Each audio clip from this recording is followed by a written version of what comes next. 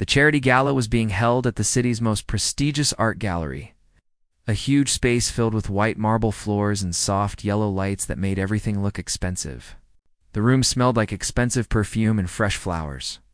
James, the CEO of a major shipping company, stood near the entrance, adjusting his black bow tie for the third time. He felt the heavy weight of the evening pressing down on his shoulders. He honestly had not wanted to come to this event at all. The idea of standing around for hours making small talk with people he didn't really like seemed like a waste of a Thursday night. But his business partners had insisted he had to be there. They said it was good for the company's image. That was the only reason he brought Chloe. Chloe was his executive assistant. Usually she sat behind a large desk outside his office, wearing comfortable sweaters and large glasses, organizing his chaotic schedule and answering endless phone calls. She was the kind of person who preferred to stay in the background, making sure everything ran smoothly without anyone noticing she was there. But tonight, she looked completely different. She was wearing a long, simple dress, the color of a dark blue sky. Her hair was pinned up, exposing her neck.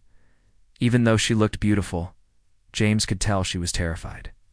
She stood near the entrance to the main hall, clutching a small velvet purse in front of her stomach like it was a shield. Her eyes darted nervously around the room, watching the groups of wealthy people laughing and holding champagne glasses. To the other guests in the room, Chloe was practically invisible. They saw James, the man in the expensive suit. But they just saw her as a background character, someone he had brought along just to have a companion. She looked like a ghost floating through a crowd of colorful peacocks. James walked over to her and placed a hand gently on her elbow. He didn't grab her or pull her. He just wanted to let her know he was there. He felt her arm tense up under his touch. "Are you doing okay?" James asked, keeping his voice low so the passing waiters wouldn't hear. Chloe nodded quickly. Maybe a little too quickly. "Yes, I'm fine," she said, but her voice was small and shaky. "It's just very loud. And there are so many people." "Just stick close to me," James said with a soft smile. "We don't have to stay all night. Just long enough to say hello to the board members, eat some expensive food, and then we can leave." Chloe took a deep breath and tried to smile, but it didn't quite reach her eyes. She held on to her glass of sparkling water as if it were an anchor. As they walked further into the room, James felt the atmosphere shift. It was that familiar feeling of high-pressure social events.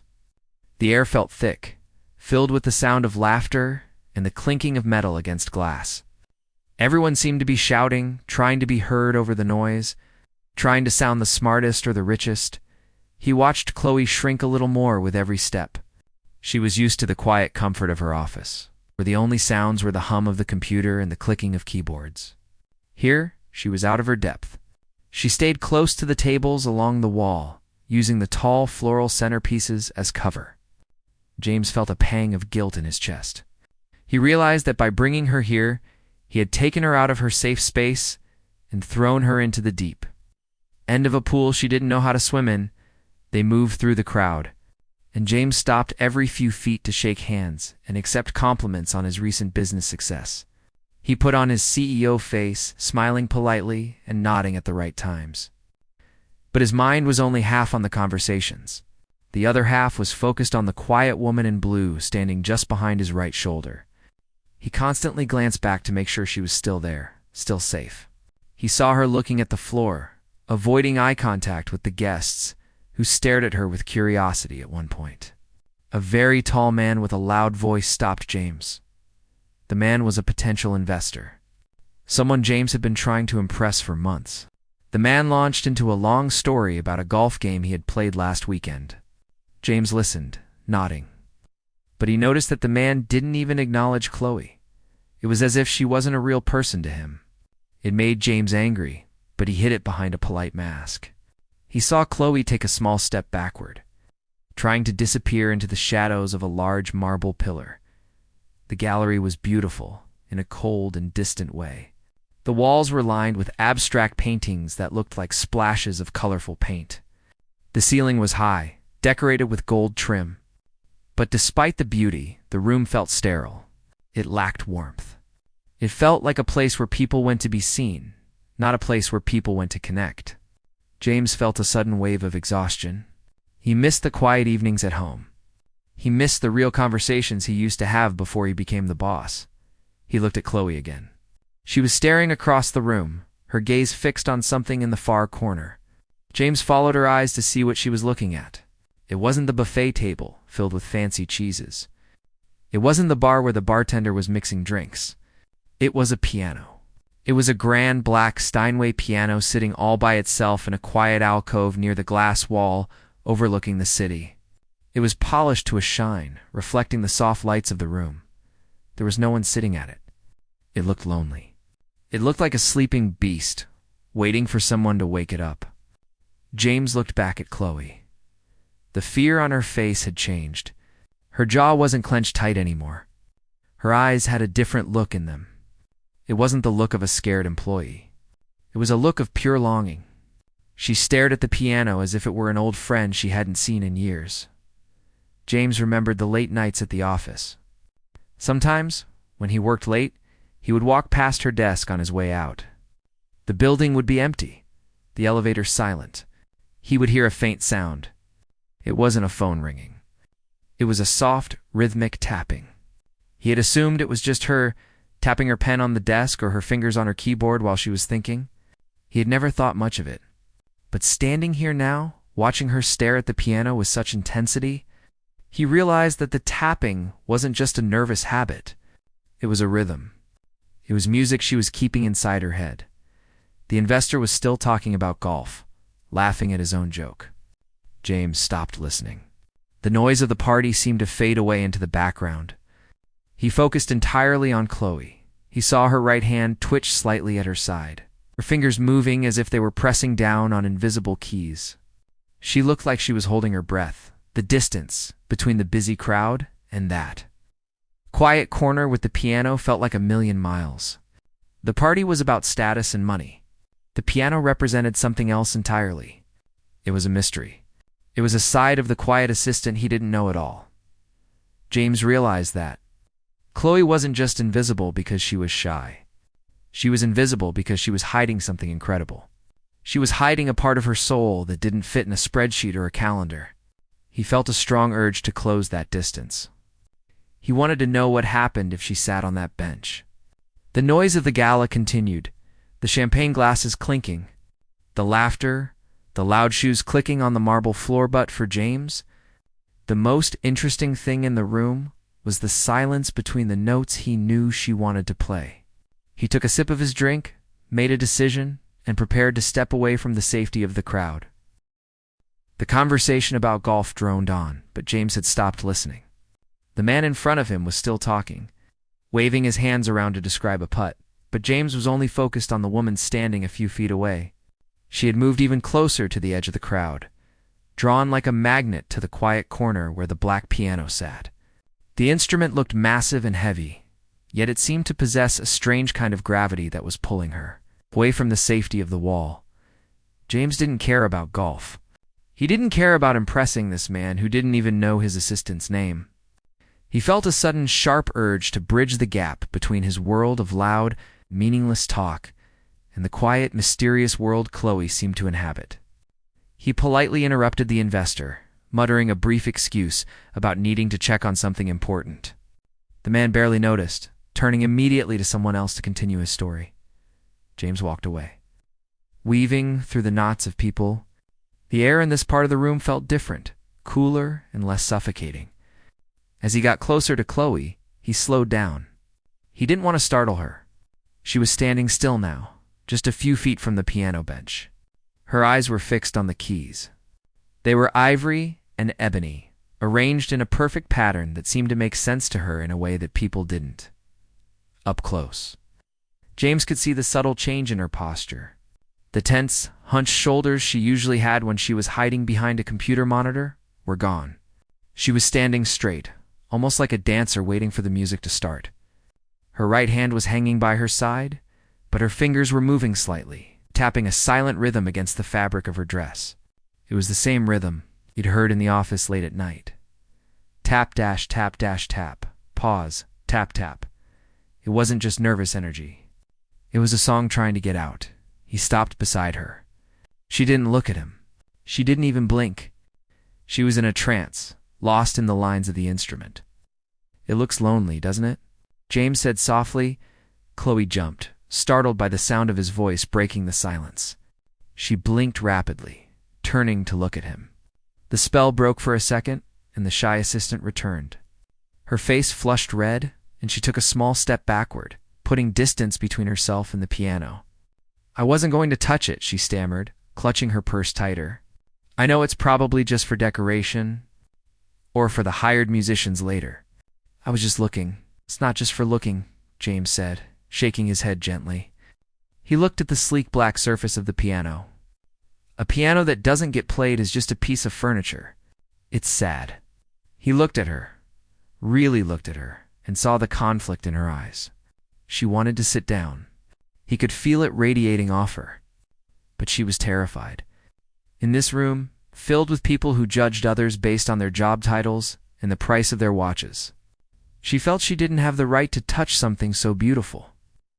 "I think it needs someone to listen to it," James said. "And I think you might be the only person in this room who actually hears it." Chloe shook her head quickly, her eyes going wide. "Oh no, I couldn't. Not here. Not with all these people." She looked back at the crowd, and James knew what she was seeing. She was seeing the critics, the people who would whisper if she made a mistake. She was seeing the gap between the woman in the blue dress who fetched coffee and the artist she might be inside. "Just one song," James said. He kept his voice low and steady. He didn't sound like a boss giving an order. He sounded like a friend offering a lifeline. Not for them. They are too busy talking to notice anyway. "Do it for yourself," Chloe bit her lip. "I don't even know what I would play. It's been a long time." "Play what you were tapping in the office," James said. He smiled, a small, genuine smile that crinkled the corners of his eyes. "I hear you sometimes, you know. Late at night. It always sounded like a beautiful melody." Chloe froze. She looked surprised that he had noticed. She thought she had been invisible all those nights. Realizing that he had heard her music, even when she was just tapping on her desk, seemed to shift something inside her. The room felt incredibly loud all of a sudden. A burst of laughter erupted from a group near the bar. A waiter dropped a spoon with a loud clang. The noise of the gala was aggressive, demanding attention. But the space around the piano was a bubble of quiet tension. It felt like the edge of a cliff. Standing there was safe, but jumping off meant flying. James took a step back, giving her space. He didn't want to push her too hard. He knew she had to choose this herself. He stood with his hands in his pockets, waiting. He wasn't looking at his watch. He wasn't looking for the investors. He was just waiting for her. Chloe looked at the bench. Then she looked at James, searching his face for any sign that he was mocking her. She found none. He looked calm. He looked like he believed in her, which was something she wasn't used to feeling from anyone in this building.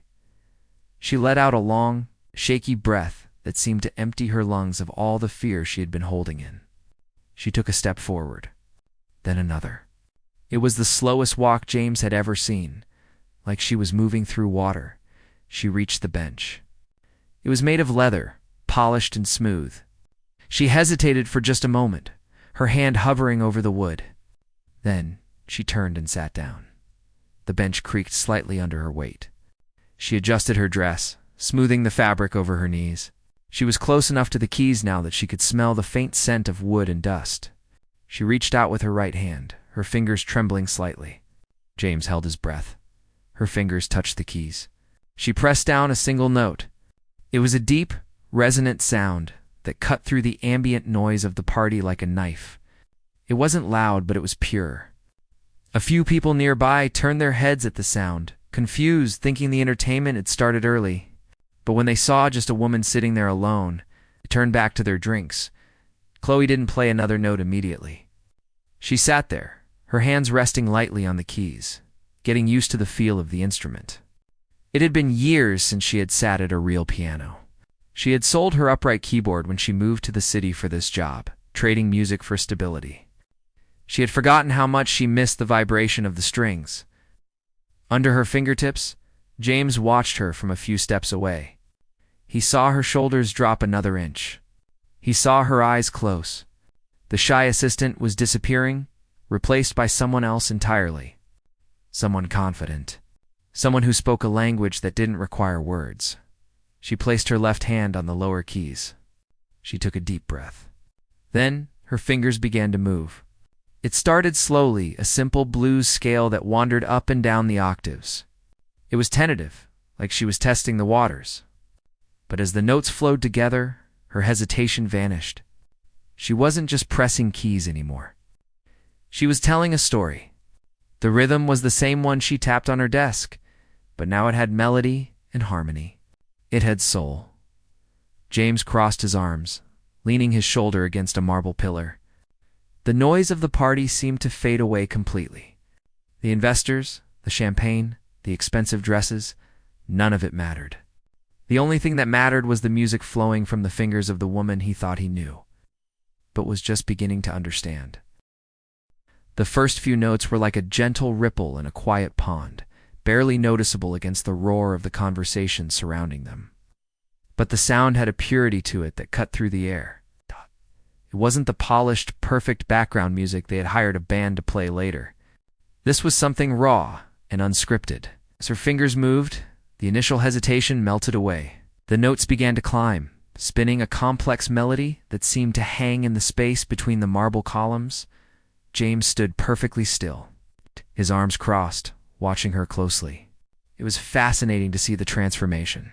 Just moments ago, she had been the shy assistant, trying to make herself as small as possible. Now, sitting on that bench, she seemed to expand. She wasn't the person who organized his calendar or fetched his coffee. She was a creator. Her posture changed completely. Her back straightened, her shoulders relaxed, and her head tilted slightly to the side, as if she was listening to a voice only she could hear. The music wasn't a simple, happy tune. It was deep and full of emotion. It had a bluesy feel to it, a little sad, but incredibly beautiful. It was the kind of music that made you want to stop talking and just listen. Her right hand moved with a speed that was startling, dancing over the ivory keys. While her left hand provided a steady, heartbeat-like rhythm, she played with her eyes closed, her face peaceful. She wasn't in a gallery full of wealthy strangers anymore. She was in her own world.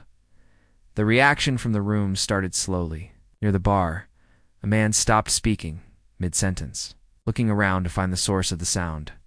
A woman holding a plate of appetizers paused, her fork hovering in the air. The clinking of ice in glasses seemed to quiet down on its own, as if the room was respecting the music. It wasn't an abrupt silence. It was a gradual wave of hush that rolled outward from the corner where Chloe sat. James watched the crowd. He saw expressions of confusion turn into curiosity. People who had ignored her completely 10 minutes ago were now turning their heads, trying to see who was playing. It was a powerful moment for him. He looked at Chloe and saw not just talent, but courage. It took a massive amount of bravery to sit down and pour your heart out in front of a room full of people who had dismissed you. She was vulnerable, exposed, but she didn't care. The music was too important. The melody shifted, becoming faster and more intricate. Her fingers were a blur now, striking the keys with confidence. It sounded like a storm, but a controlled one. There was passion in every note. James found himself holding his breath during the fast parts, only exhaling when the music softened again. He realized he had never really known her. He had seen her efficiency, her quiet demeanor, but he had never seen this fire. It made him wonder what else she was hiding, what other dreams she had pushed down to survive in the corporate world. A small group of guests had gathered nearby, standing at a respectful distance. They weren't whispering or checking their phones anymore. They were just watching. A man in a very expensive tuxedo, who James knew to be a harsh critic of everything, was nodding his head slightly to the rhythm. The music was reaching them. It was breaking through the wall of pretension that usually surrounded events like this. There was something so honest about the sound that you couldn't fake it. It wasn't for show. It was real. Chloe's foot pressed down on the pedal, sustaining a long, resonant chord that filled the high ceiling. The sound seemed to vibrate right through James's chest. He looked at her face again and saw a single tear escape from the corner of her closed eye. It wasn't a tear of sadness. It was a tear of release. She was letting go of all the stress, all the feeling of being invisible, and turning it into something beautiful. It was the most human thing he had witnessed in years. In a room filled with fake smiles and business deals, this was the only authentic thing happening. She transitioned into a softer section, the notes drifting like falling leaves. The complexity was still there, but the volume dropped. It forced the listeners to lean in to pay closer attention. The silence of the room became heavy, but not in a bad way. It was a heavy, focused anticipation. No one wanted to interrupt. It felt like if someone made a noise, they would shatter the moment. Even the waiters moved more quietly, careful not to scrape their trays. James felt a strange sense of pride, even though he had nothing to do with her ability. He was just the one who gave her the key, so to speak. He was glad he had told her to play. If he hadn't, the room would still be filled with boring chatter. He would still be standing there listening to stories about golf. Instead, he was witnessing a moment of magic. It reminded him why art mattered. It connected people without words. Her hands moved to the higher end of the piano, the notes becoming bright and piercing, like stars coming out in the night sky. She was building toward something. You could feel the tension rising in the music. It was like a story reaching its climax. James glanced around the room. Every eye was on her. The social hierarchy had dissolved. CEOs, the investors, the socialites, they were all just an audience now. She had the power. She didn't even know it. She was just playing for the love of it. The tempo increased again. Her fingers were flying, hammering the keys with a rhythm that made you want to tap your foot. It was energetic and alive. It was the complete opposite of the quiet, tired woman who sat in the office late at night. This version of Chloe was vibrant and powerful. James realized that this was who she really was, and the office persona was just the mask she wore to pay the bills. It made him sad to think she had to hide this part of herself, but joyful that he was seeing it now. The music began to slow down. She brought the melody back to the deep, low notes where it started. It was like coming home after a long journey. The final chords were played with a firm, deliberate touch. She didn't rush them. She let each one ring out, filling the gallery with sound. Then, her hands lifted off the keys and rested in her lap.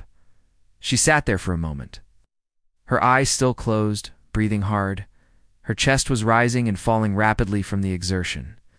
The last echo of the piano faded into the silence, leaving the room in a state of quiet awe. For several seconds, no one moved. No one clapped. It was as if the music was still hanging in the air. They were all afraid to scare it away. James watched her, waiting for her to open her eyes. He knew that when she did, she would come back to reality. She would realize where she was and who was watching. The trance would break. He just hoped she wouldn't regret it. He hoped she could feel the magic she had created before the noise of the real world came rushing back in.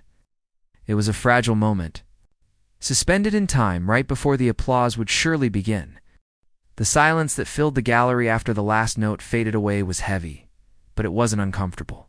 It was the kind of quiet that happens when everyone in the room is holding their breath at the same time. The air seemed to vibrate with the memory of the music. Chloe sat on the bench with her hands resting in her lap, her eyes still closed. She looked peaceful, like she had just woken up from a long, refreshing nap. Her chest moved up and down as she caught her breath. James stood a few steps away, watching the crowd. He saw the same look on dozens of faces. It was a look of total surprise.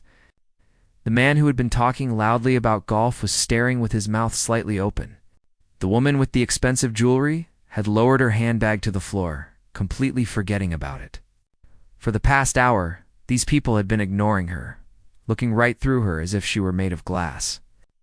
Now they couldn't take their eyes off her. Then, an older woman near the front slowly started to clap. It was a single sharp sound that broke the spell. Almost immediately, the rest of the room followed. The applause wasn't just polite. It was enthusiastic. It was a wave of appreciation that rolled from the front of the room to the back. Some people were even nodding and smiling at each other, acknowledging that they had just witnessed something special. They weren't clapping because she was the boss's date. They were clapping because she had moved them. The sound of the clapping seemed to pull Chloe back to reality. Her eyes flew open and her body stiffened. She looked around the room, seeing all the faces turned toward her. The color drained from her face and then rushed back into her cheeks, turning them a deep shade of red. The confident woman who had been commanding the piano just seconds ago vanished, replaced instantly by the shy assistant. She looked terrified. James saw the panic in her eyes.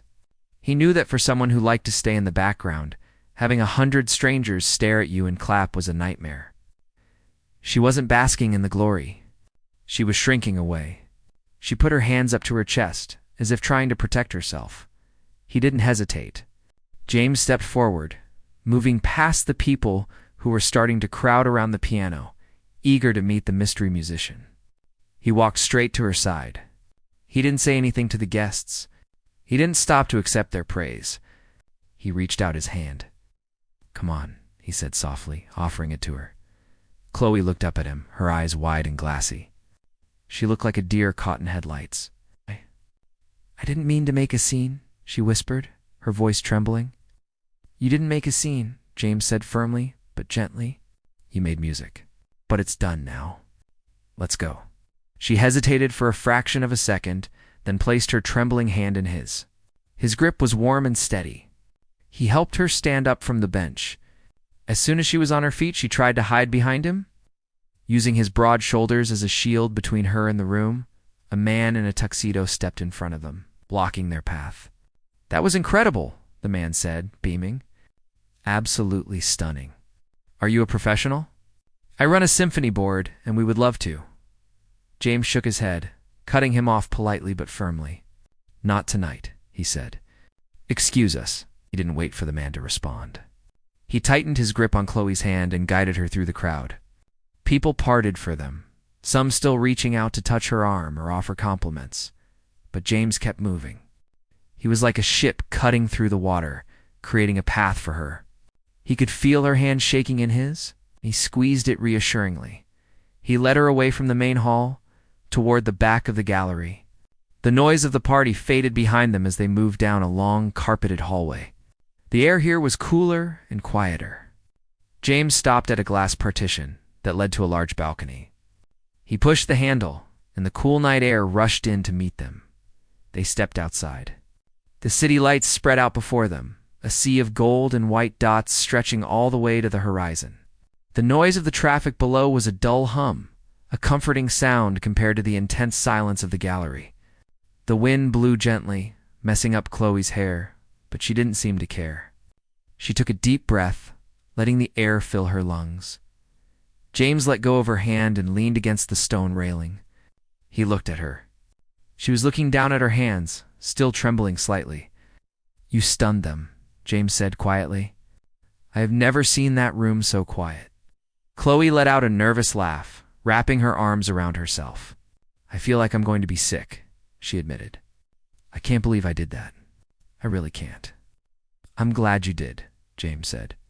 He turned to look at the skyline, giving her a moment to compose herself without being stared at. "I've known you for 2 years, Chloe. I thought I knew everything about you. Your favorite coffee, how you like your desk organized, how you stay late to fix my mistakes. But I didn't know that part of you existed. It's been a long time," she said softly. She walked over to the railing and stood next to him, looking out at the city. "I used to play all the time, before I moved here. Before life got expensive and busy. My grandmother taught me. She said music was the only way to tell the truth without speaking." "She was right," James said. "That was the truest thing I've heard in a long time." He looked at her profile. She looked different out here. The fear was fading, replaced by a quiet sadness mixed with relief. "Why did you stop?" he asked. Chloe shrugged. "I guess I thought I had to grow up. I needed a job that paid the bills. Playing piano doesn't come with a 401k plan or health insurance. So I bought a suit, put my headphones in, and forgot about it. Until tonight." James nodded. He understood the pressure of the adult world. You trade the things you love for the things you need. It was the deal everyone made. But seeing her play tonight made him wonder if the price was too high. "Shouldn't hide it," James said. "That was... magic isn't the right word because that sounds fake. It was human. It was real." "No." She turned to look at him then. The wind was blowing a strand of hair across her face, and she tucked it behind her ear. "You're not just saying that because you're my boss?" I'm saying it because I have ears, James replied. And because I saw everyone in that room stop what they were doing to listen to you. You have a voice, Chloe, a loud one. Even when you aren't speaking, stood there for a long time in the cool night air. The party was still going on inside, but it felt like a million miles away. The tension from the performance was slowly draining out of Chloe's shoulders. She wasn't the invisible assistant anymore. She was a woman who had just shown a room full of powerful people who she really was. Do you think we can go back inside? She asked after a while. I left my purse near the piano. We can go back in, James said, pushing himself off the railing. But you aren't going back to the corner. You're coming with me? And if anyone tries to make you play again, you tell them you're on a break. Chloe smiled. It was a genuine smile this time, small but real. Okay, she said. Let's go. As they walked back toward the glass partition and the warmth of the gallery, James didn't walk in front of her. He walked beside her. And as they entered the room and the noise of the gala washed over them again, he noticed that the way people looked at her had changed.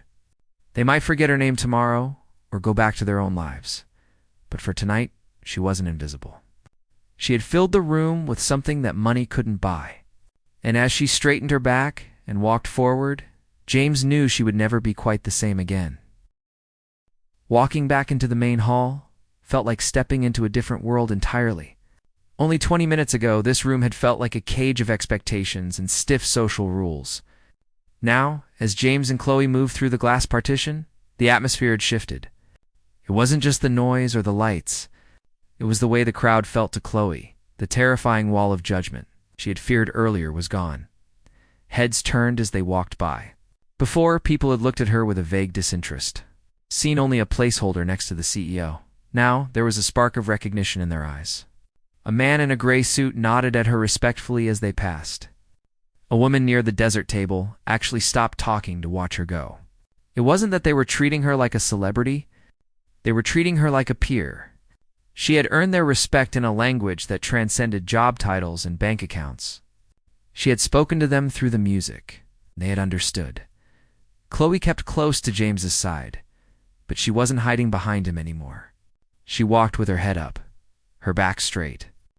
The fear in her chest had been replaced by a strange, vibrating energy. It was the adrenaline of doing something terrifying and coming out the other side alive. She felt lighter. As if she had dropped a heavy suitcase she had been carrying for years, they reached the spot where she had left. Her small velvet purse near the piano. A young waiter was standing there, polishing a glass, watching the empty bench. When he saw Chloe approaching, his face lit up. "Miss," he said, stepping forward and picking up her purse with both hands, offering it to her carefully. Honestly, that was the best thing I've heard in this place in 5 years. I usually just tune it all out, but I couldn't stop listening. Chloe took the purse, her fingers brushing against the uniform of the young man. She looked him in the eyes, something she rarely did with strangers. "Thank you," she said, and her voice didn't shake. "I really appreciate that." James stood back, watching the interaction with a quiet sense of satisfaction. He realized that Chloe's magic hadn't just worked on the wealthy investors. It had touched everyone, even the staff working the event. She had connected them all, if only for a few minutes. "Ready?" James asked gently. She nodded, clutching her purse. "Yes, let's go home."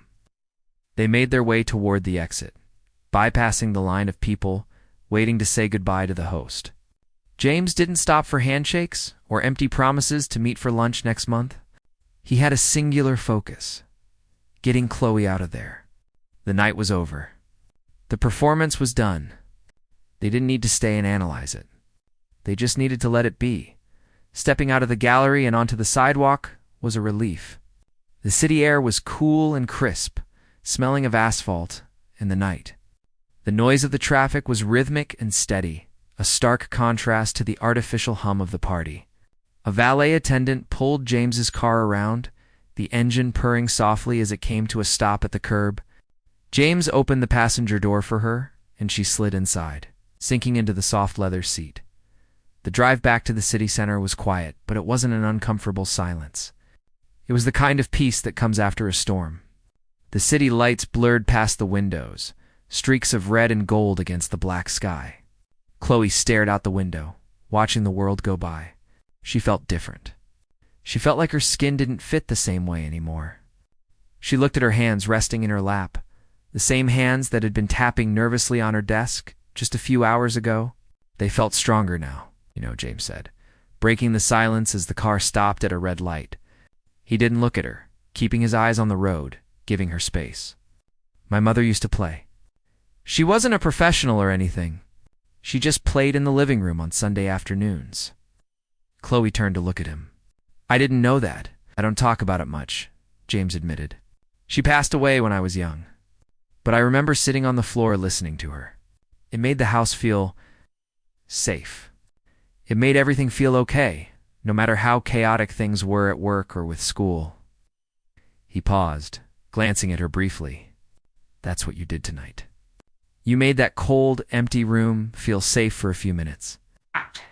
Chloe felt a warmth spread through her chest. She hadn't thought about it that way. She had just been trying to survive the moment, trying to express the things she couldn't say. I was just so scared, she confessed softly. I felt like if I didn't play, I would explode. I've been holding that in for so long. You don't have to hold it in anymore, James said. The light turned green and the car moved forward. I don't mean you have to perform at every company party, but you shouldn't hide who you are. Not from me and not from yourself. He pulled the car up to the curb in front of her apartment building. It was a modest brick building, much different from the marble gallery they had left. The streetlights cast long shadows on the pavement. James put the car in park, but left the engine running. So, he said, turning to face her, what happens on Monday? Do I get my coffee at 8 a.m.? Or are you going to quit and become a jazz star? Chloe laughed, a real, genuine laugh that bubbled up from her stomach. It felt good to laugh. I think I'll keep my job if you'll have me. Rent is due, after all. That's a relief, James smiled. I'm terrible at scheduling my own meetings. She unbuckled her seatbelt and paused, her hand on the handle. She looked at him, really seeing him not just as a boss, but as a person who had seen her vulnerability and protected it. Thank you, James, for tonight. For making me sit down, and for getting me out of there before I passed out. You're welcome, he said. Get some sleep, Chloe. You earned it. She stepped out of the car and closed the door gently. As she walked up the path to her building, she didn't rush. She walked slowly, enjoying the feeling of the ground under her feet. She paused at the steps and looked back. The car was still there, waiting for her to get inside safely. James gave a small wave through the window. Before driving off into the night, Chloe unlocked her front door and stepped into her quiet apartment. It was small and a bit cluttered, filled with stacks of papers and books. In the corner, covered by a pile of laundry, sat an old electronic keyboard she hadn't touched in years. She walked over to it, moved the clothes aside, and plugged it in. The screen lit up with a dim glow. She sat down on the bench, which creaked under her weight. It wasn't a grand Steinway. The keys were plastic and slightly stiff, but as she placed her fingers on them, she didn't feel the hesitation she had felt for so long. She didn't feel the fear of being not good enough. She closed her eyes and began to play. It was a simple melody, quiet and soft. It didn't need to stun a room or impress a CEO. It just needed to be heard.